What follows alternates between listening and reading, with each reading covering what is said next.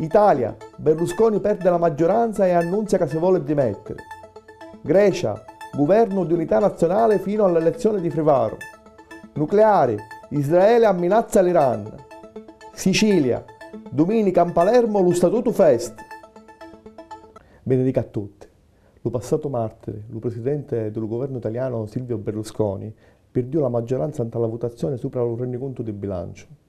Votarono per 308 deputati e la maggioranza era di 316.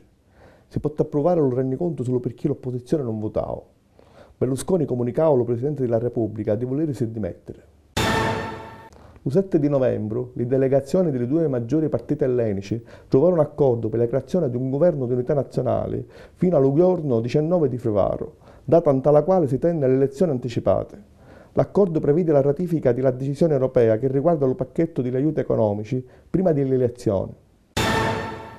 Lo lunedì passato, il ministro degli esteri russo Sergei Lavrov ha risposto ai commenti del presidente israeliano Shimon Peres, che aveva dichiarato probabile l'intervento militare contro Teheran, dicendo che tali decisioni contro l'Iran fosse un errore troppo grave, con conseguenze che non si possono sapere, e che il problema nucleare iraniano, così come qualunque altro problema nel mondo moderno, non si può risolvere con gli interventi militari. Al raduno dello G20 che si tenne a Cannes, secondo il giornale inglese The Guardian, non si decidiva niente. L'unica decisione fu che i funzionari del Fondo Monetario Internazionale hanno a controllare periodicamente le misure di risanamento dell'Italia che Berlusconi annunziava. Secondo la versione ufficiale, fu il nostro governo a invitare il Fondo Monetario Internazionale a controllare, ma in verità pare che questa iniziativa la pigliava e la obbligava lo stesso Fondo Monetario Internazionale. Lo 4 e 5 di novembre si tenne a Palazzo Comitini in Palermo un concumio sul federalismo fiscale che ha visto a cominciare dal 1 di gennaio del 2012. L'onorevole La Loggia elencava le ragioni che portarono il governo nazionale a varare la legge su questa materia.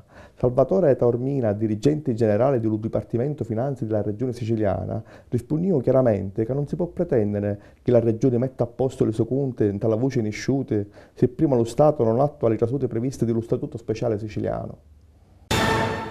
Dopo la tragica alluvione che ha martocato Genova lo passato fine di settimana, crescono le polemiche. In tale mese di giugno di quest'anno, la Regione Liguria aveva approvato il regolamento regionale numero 3, che riduceva le distanze minime degli edifici dei ciumi di 10 a 3 metri. Le immagini di questi giorni ricordano quelli di 2 anni fa relativi a Giampileri. Il fatto è che ancora oggi, dallo nord allo sud, si muore d'alluvione. Il deputato siciliano dello PDL Francesco Stagno dal Contres denunziava lo stallo tra l'erogazione dei contributi per Giampileri, amminazzando di nascere la maggioranza che sosteneva Berlusconi.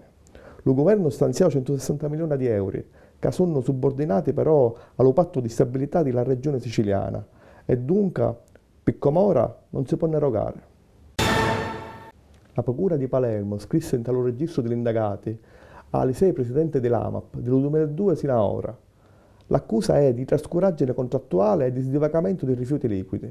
Infatti l'AMAP non ampliava il depuratore di via dell'Olimpo, nonostante lo contratto con il comune di Palermo.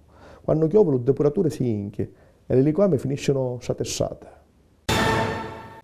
Lo mercoledì passato si grapì all'ospedale di Partenico l'ambulatorio oncologico, voluto di l'ASP di Palermo e di l'ANAS Civico per migliorare i servizi di diagnosi, terapia e assistenza ai malati di tumore. Centri simili saranno a grapere nei prossimi mesi in tali ospedali di Termini, Pitalia e Coneglione. Lo sabato passato, lo sindaco di Catania disse che nel 2010 900.000 turisti visitarono la città e inaugurarono il nuovo punto informativo di via Crociferi, dentro l'Herbarium Museum, museo dell'erboristeria. La struttura contiene una tisaneria. Domenica 13 di novembre, alla piazza Ruggero VII di Palermo si tiene lo Statuto Fest, manifestazione voluta del popolo siciliano che domanda con voci forti alle proprie rappresentanti istituzionali l'attuazione completa dello Statuto d'autonomia.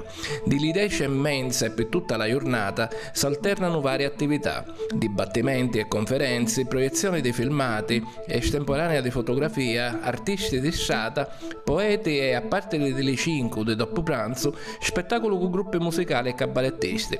Dalla piazza pure un villaggio gastronomico e punti informativi sopra i titoli dello statuto e gli articoli che aspettano ancora ad essere attuati.